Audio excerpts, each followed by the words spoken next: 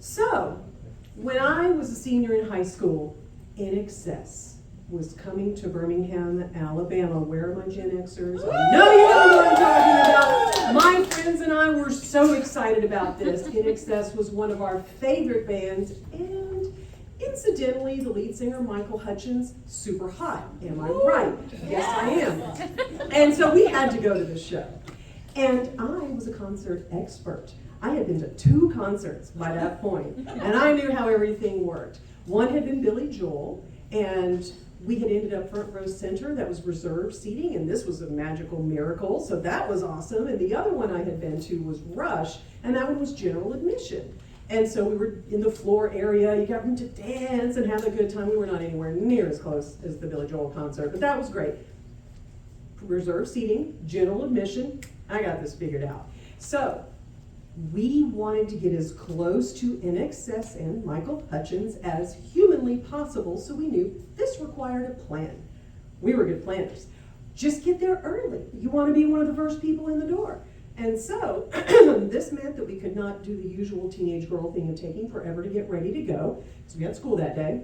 And I can just remember being in my room, getting ready to go, MTV playing on the little box TV that was on my dresser, and I wanted to look super cool for this concert. So I was wearing all black, super cool, and I had my black boots on. I called them my combat boots because, again, I'm an expert on concerts. I knew you needed really good footwear if you're going to be on your feet that long. I was ready to go. I had lots of silver jewelry. I thought I looked great, and I had my favorite necklace, which was this big, to me, 4-leaf clover, so I considered it my lucky charm, and my name engraved on it. And this was a prized possession of mine that I had paid 25 cents for at the Halloween Carnival when I was in 2nd grade. And so this just completed the whole outfit. Makeup, flawless, hair, perfect, ready to go. So I head over to Julie's house where I was meeting up with my friends who all had exactly the same idea of how to dress super cool and were also wearing all black.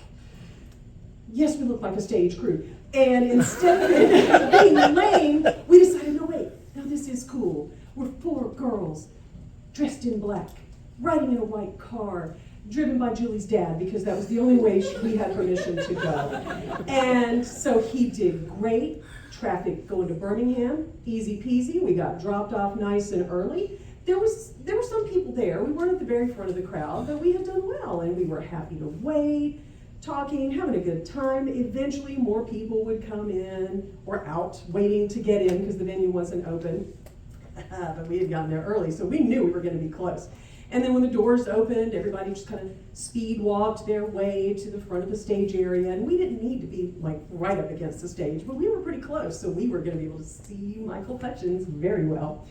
And we were going to be there a while. So we made friends with everybody around us, which turned out to be a good idea because as more people kept coming in, we got real close to these new friends because I should have known if we wanted to be close to the front, so did everybody else. And as they came in, they'd all try to push in. But suckers, we got here first. So back off, we have our spot saved. And we got closer and closer together, hi new friends, and it started to get a little hot, and it was, the air was really hot, and we thought we need to do something so we can all get a good fresh breath of fresh air. So we decided to circle up and step back a little bit. So this opened up this wonderful column of fresh air, and it was great. We're so smart. But no, eventually more people kept coming in, and there was no more room. The center wouldn't hold. We started to get kind of jostled around a little bit, and we got separated from the new friends, and I got separated from my old friends too, and I was alone in this crowd that kept getting tighter and closer, and some random guy behind me decided to take advantage of this situation by getting what we called then a little handsy, and maybe today it might be called something else, and I could not get away from him. And this was not fun anymore, and I looked over and I saw my friend Julie. And her eyes were really big. She was 16. I think this might have been her first concert, and this was a bit much. And I said, help me. And she said, I can't reach you. But she got an arm out, and she reached up over the crowd. There were at least 4 people between us, and she reached, and I reached up my hand, and we could barely touch her. We grabbed each other's hands, and I said, pull, and she pulled, and I pulled, and we met in the middle. And I had escaped rando guy. We at least were together in this nightmare. And we were like, oh my God. And I said, we were probably yelling at this point, but I won't yell into the mic. Ziggy Marley was the opening act, and that was already going on. And so I said, where are Beth and Sissy? And she said, oh, they abandoned this a long time ago. They've gone to sit down. But I really want to see In Excess. And I said, yeah, me too. Maybe we can at least make it through one song. And people kept coming.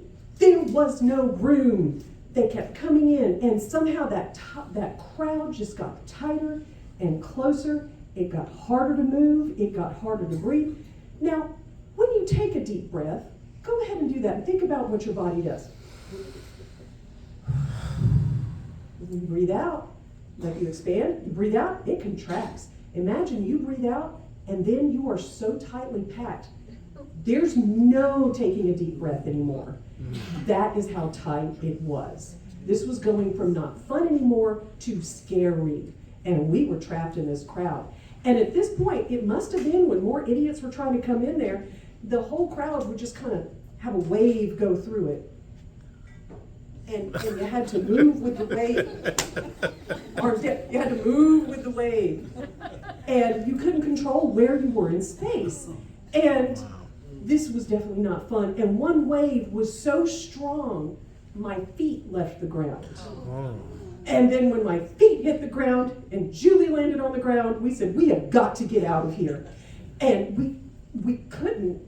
Nobody could have moved to let us out if they wanted to. It was that tight.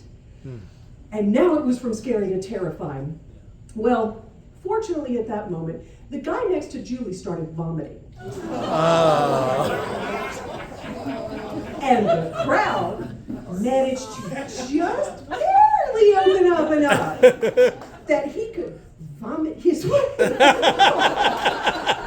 the crowd towards where the seats were. And we just followed right up behind him in his trail of vomit.